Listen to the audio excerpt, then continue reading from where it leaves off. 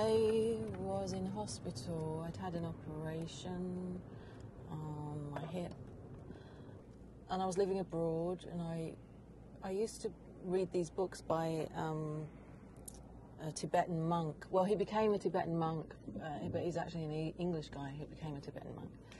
But that's a whole other story. And I used to read his books, and so I was reading through one of his books, and I was tired, so I put the book down, and I was thinking about the book, and I was thinking about San Francisco and the San Francisco earthquake. So I put the book down and I switched on the radio, and then there was a news flash to say that there'd been this massive earthquake in San Francisco. And I picked up the book thinking, but I just read that. But of course it wasn't in the book. I'd already had a premonition of it before it was actually news flashed, you know, or broadcast. So, and then I thought maybe it was the drugs, you know, because I was full of morphine and this, that, and the other from the hospital. And then when I got back to England, and then a neighbour said to me, had I ever been to a spiritualist church? And I was like, no, what's all that about? So I went off to the local spiritualist church and saw this medium performing and thought, wow, that was amazing. So I joined a circle, which is in the church where you learn to develop your psychic abilities. And within like 2-3 weeks, I was seeing, hearing, I could tell people all about their lives. It was like, for me, it was just switched on, and it was so simple, natural. When spirit come into our atmosphere, they have to come down. Our atmosphere is very dense, very, you know, it's like treacle. If we learn to develop and raise our vibration, raise ourselves up, we can go up to meet the level where spirit vibration is, and it's like an antenna. You know, you put your antenna up and you tap into that vibration, that frequency, that resonance, and you can pick it up. You can pick up the frequency. Some people see spirit. I don't actually see spirit. I hear, and I hear and I feel spirit energy. But there are mediums who will actually, you know, see, like what we're going to do tonight at the church. Other mediums will say to the person in the audience, you know, I can see your grandmother standing behind you, and they will describe that person in detail. You know, the colour of their hair, the length of their hair, how old they are, or what they're wearing, or completely. I don't see like that. I kind of just get a knowing and a sense and a feel, and I hear. So I get told the information. Some spiritualist churches, they have to sing hymns and do prayers. This particular church, they sing like a song, pop song, and that's just to raise the energy to lift people's spirits and raise the energy, so it feels like a good vibe, so it's easier to connect with the people and for the spirit to come through as well.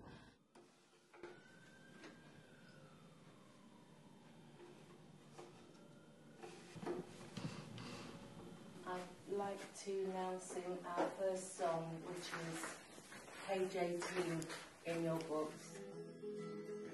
I'd like to build a world of home and furnish it with love. Grow up on trees and honeybees and snow white turtle doves. I'd like to teach the world to sing in perfect harmony.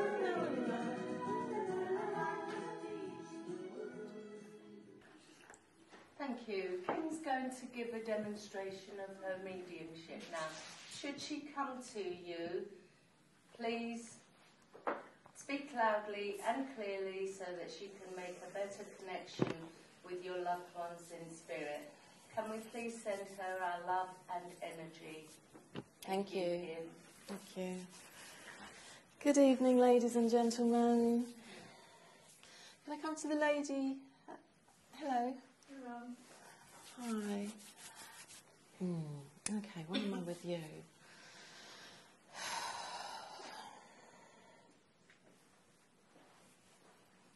Right, I feel like I've got a man around you, and I feel quite, you know, quite a masculine, strong presence with this man. You didn't kind of mess around with this man. He you know, he said what he thought. He's quite outright with his words. At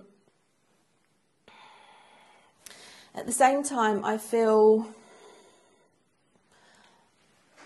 makes me step back as if, so he could be that way, but he's also could be quite quiet and studious in, you know, read or write, reading, writing, and you know, as if he enjoyed his peace and quiet. Okay. And you know, like, I like to be on my own.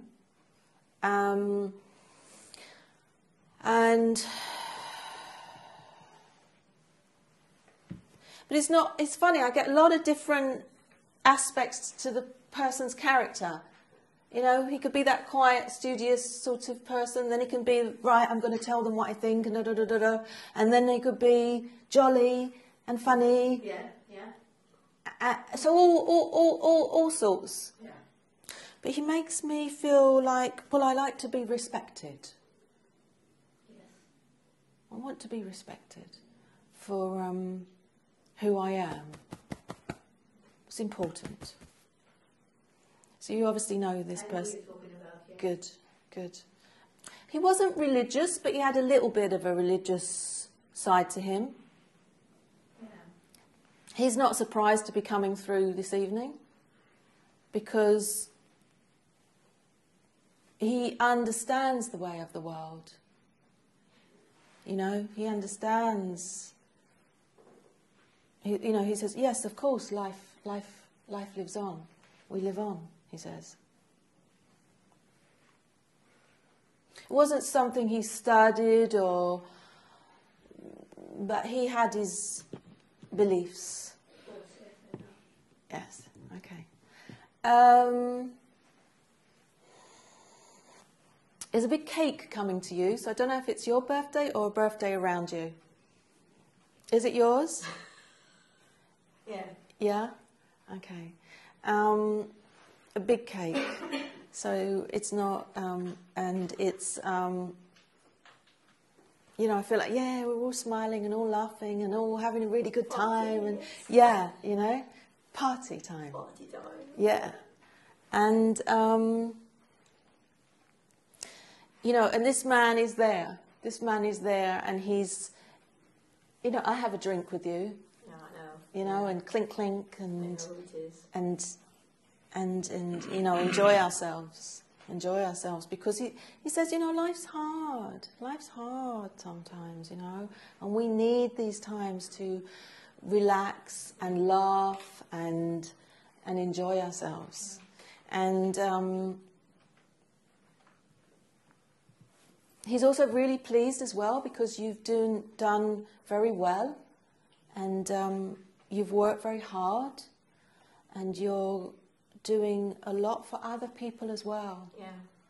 And he sees that. He sees your heart very open, very charitable, very open. Yeah. And he's very proud of that. Oh, thank you. Yeah. So it makes me feel that kind of, yes, well, that's what we call respect. And he makes me kind of stand stronger. Yes, this is what we call respect, and I respect you for that. And he says, well done. And he does that. Thank you. Thanks a lot. I'll leave you with that. Okay, I feel like I've got a man with me. Can you take the name Michael or Mickey? Mike? Mike, not sure I hold it. Okay.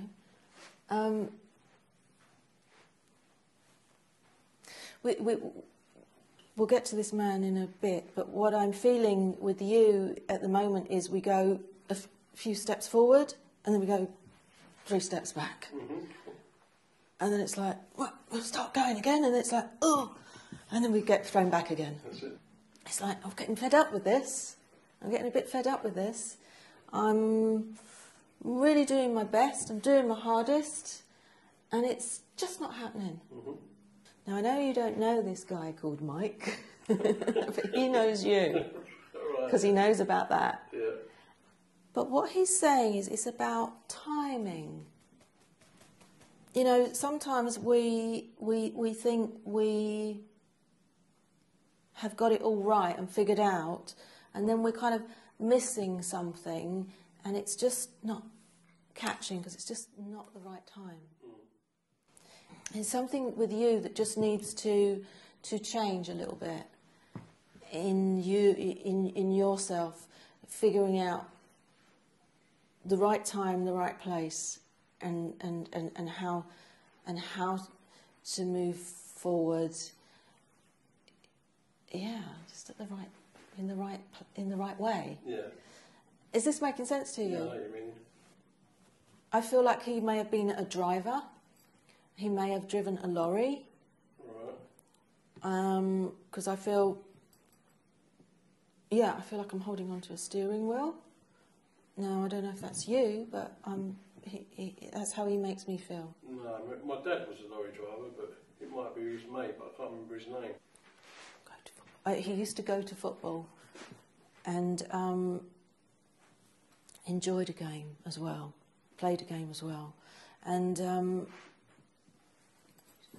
he used to have a drink, and there's a little boy around you. I don't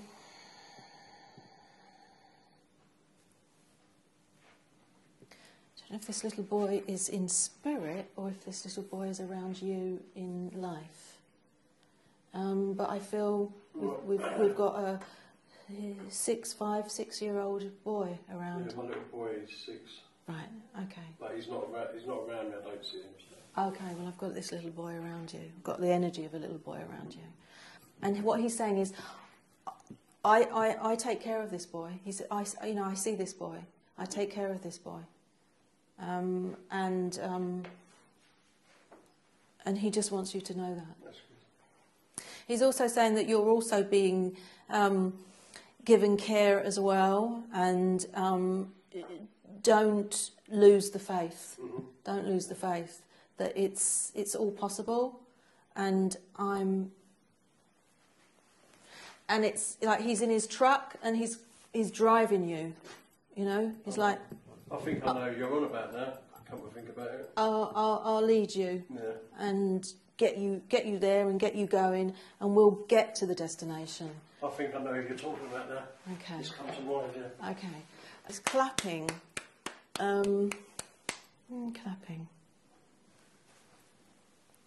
It's a combination of like a celebration and a kind of well done, well done.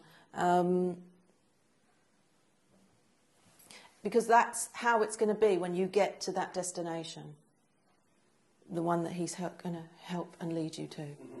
And it's like, celebration, well done. And we'll get there in the end, mate. Yeah. You'll see.